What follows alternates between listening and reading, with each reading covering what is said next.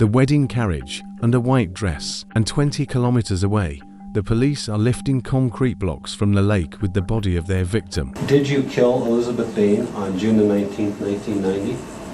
Well, it's a loaded question. I mean, are we going to go back and go through the time sequence of what happened in my life? I mean, I could just give a yes or no answer. Her feet were tied with that electrical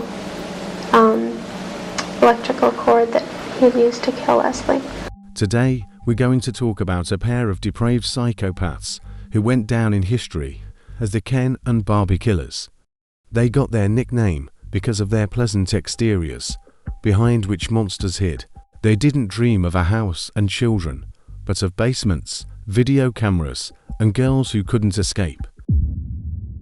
3 murders, a sister in a coffin, a torture tape for a 90s pop song, and a deal with the devil that allowed a serial killer to be free and stay there to this day. Between 1987 and 1990, a serial rapist, whom the press called the Scarborough Rapist, terrorized the outskirts of Toronto, namely the Scarborough neighborhood. He was credited with at least 14 attacks. The police could not catch him 4 years. The victims described him the same way. A white man, about 20 years old, pleasant appearance.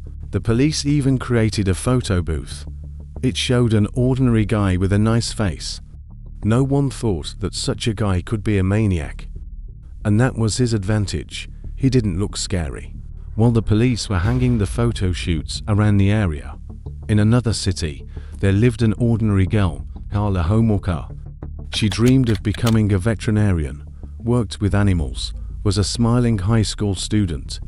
Her life was going smoothly until she met a charismatic guy. The guy from this photo shoot, Bernardo and Karla Homolka met in 1987, when Karla was 17 and Paul was 23. She was a popular girl, and nothing in her behavior felt like a tendency to violence. However, their meeting with Paul turned into something unexpected. Paul draws Karla into his dark fantasies and confesses to his series of attacks on girls, like he is the same Scarborough Rapist.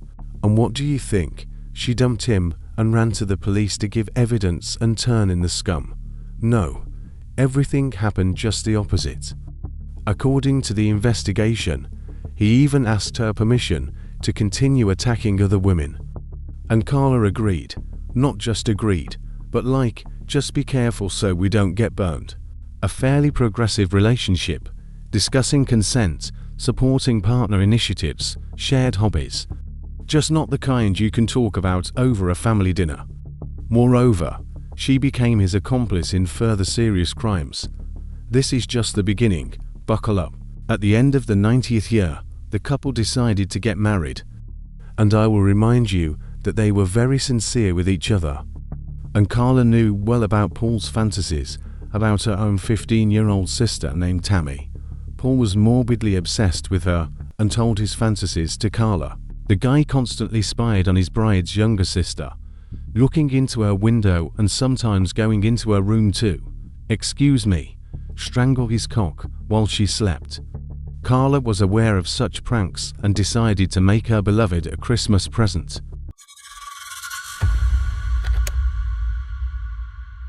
On December 24, 1990, Karla laced her younger sister with a sleeping pill and used a drug stolen from a veterinary clinic to make her pass out. Well, by the time she had put her sister to sleep, she and Paul had already taken Tommy to the basement, where Paul unwrapped his gift, if you know what I mean.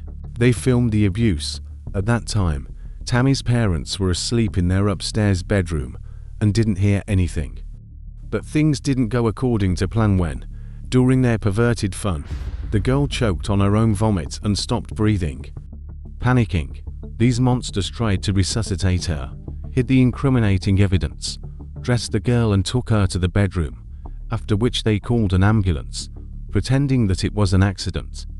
Tommy died in the hospital without regaining consciousness. The official cause of death was accidental ingestion of vomit due to alcohol intoxication.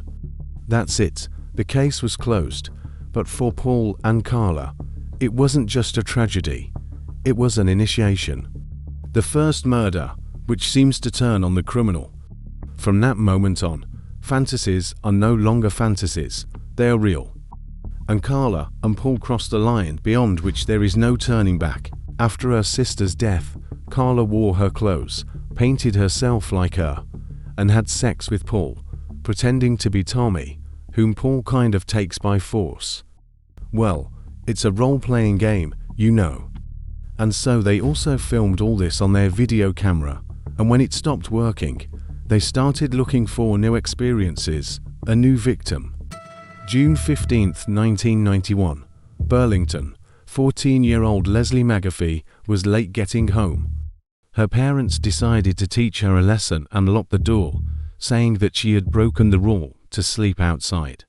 Leslie had no choice but to sit on the steps outside the house and wait for morning. At the same time, Paul Bernardo was roaming the streets. He was looking for a car from which he could remove the license plates. Usually he put other people's plates on his car for use in his smuggling business. More on that later, but that night everything went differently. Instead of numbers, he found something better. A girl who was sitting alone at night just outside his house. He approached her and offered her a cigarette. The girl took it. When contact was established, he offered to get into his car and wait there until morning so as not to freeze. Leslie agreed. Already in the car, threatening with a knife, Paul blindfolded the girl and took her to his house in Port Dalhousie, where he and Karla had moved after killing Tommy. Bernardo and Homolka filmed themselves mocking and insulting their new victim to the sound of pop music. During this video, Paul said, "You're doing a good job, Leslie, a damn good job. The next 2 hours will determine what I do with you. So far, you're doing great." During this horror, Leslie's blindfold came off. She saw Karla and now knew both of their faces. For them, it meant one thing. Letting her go was no longer an option. If the girl survived, she would go to the police, give a description, and their whole game would be over. This moment was the point of no return. There are two versions of what happened next, Karla's version and Paul's. According to Paul's version, Karla gave Leslie a fatal dose of trizolam the next day. Karla, on the other hand, says that Paul strangled her. But as far as I'm concerned, there's no difference. Both were involved, both knew what they were doing, and both wanted it to end that way. But the law, as always, loves technicalities. Whoever is recognized as the one who struck the final decisive blow is the murderer. Well, in short, they left the body in the basement, and on the mountain they had dinner with Karla's parents.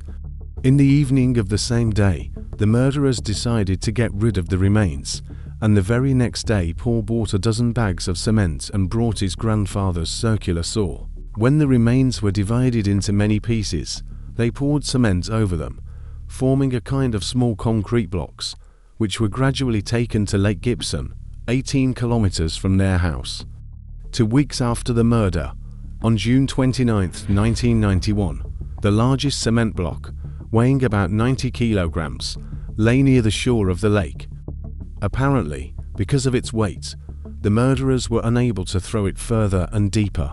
On the day that the police pulled this and the rest of the blocks from the lake, and forensic experts were identifying the victim, Karla Homolka and Paul Bernardo were celebrating their wedding.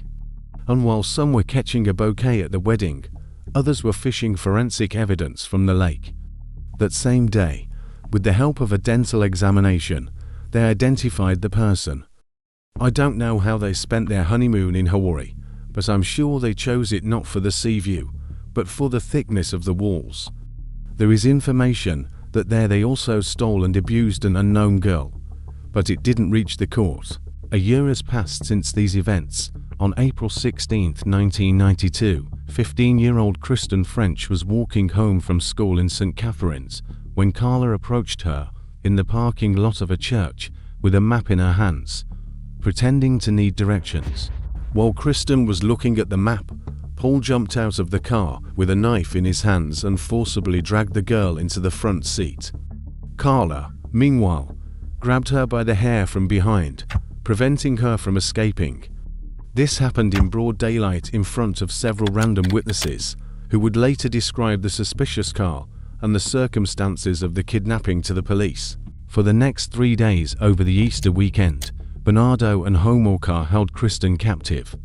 They taunted her, raped her, beat her, forced her to drink alcohol, and humiliated her. All of this was again recorded on camera. Unlike Leslie, Kristen was no longer blindfolded. It was clear that the perpetrators had not planned to keep her alive from the start. After 3 days of hell, which they had made for Kristen, on April 19, 1992, just before Easter, they killed her. Here again, there are two versions.